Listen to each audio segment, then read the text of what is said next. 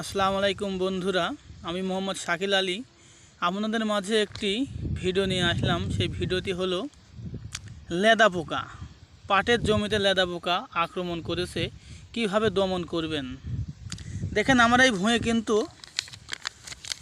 আমি কয়েকদিন আগে স্প্রে করেছি, তারপরে প্রচণ্ড লেদা পোকার আক্রমণ করেছে। তা আমি এই মুহূর্তে কী করব? আমি তো দিশেহারা। এই জন্য আমি একটি ওষুধ এই মুহূর্তে ব্যবহার করব। সেই ওষুধটি আপনাদের মাঝে আমি দেখাচ্ছি।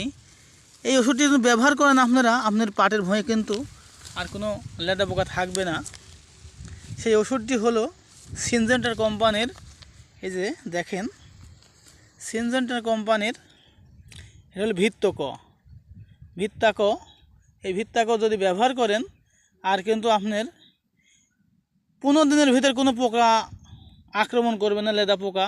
এর সাথে আপনি আরেকটি ওষুধ ব্যবহার করতে পারেন, যে কোনো কোম্পানির 55 যে কোনো কোম্পানির 55 আপনি ব্যবহার করতে পারেন।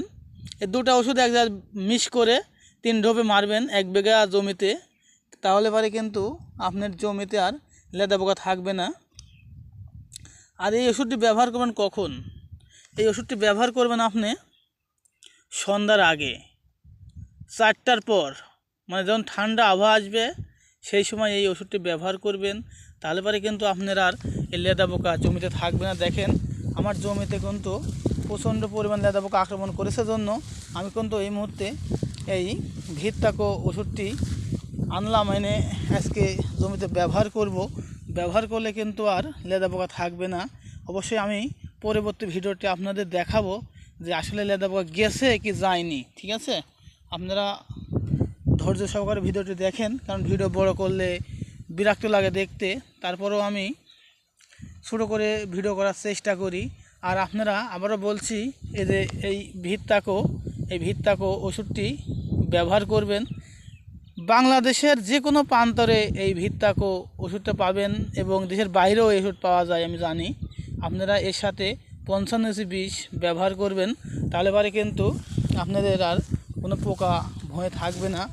এটা আমার জমি, এই জমিতে আমি পাটের আবাদ করেছি। আপনারা অবশ্যই ওষুধগুলো ব্যবহার করবেন, কারণ পাট একটি সোনালি আঁশ। এই পাটের মূল্য বর্তমানে অনেক বেশি, 6,000 টাকা মন যাচ্ছে পাটের বাজার। এই জন্য বলছি, পাটগুলো আপনারা একটু যত্ন নেন, যত্ন নিলে কিন্তু ভালো হবে। আর বৃষ্টির আবহাওয়া দিয়েছে, এই আবহাওয়াতে যদি বৃষ্টি হয় তাহলে পরে জমিতে সার প্রয়োগ করতে হবে। সার প্রয়োগ করলে পাট কিন্তু গাঁই গাঁই করে বড় হয়ে যাবে।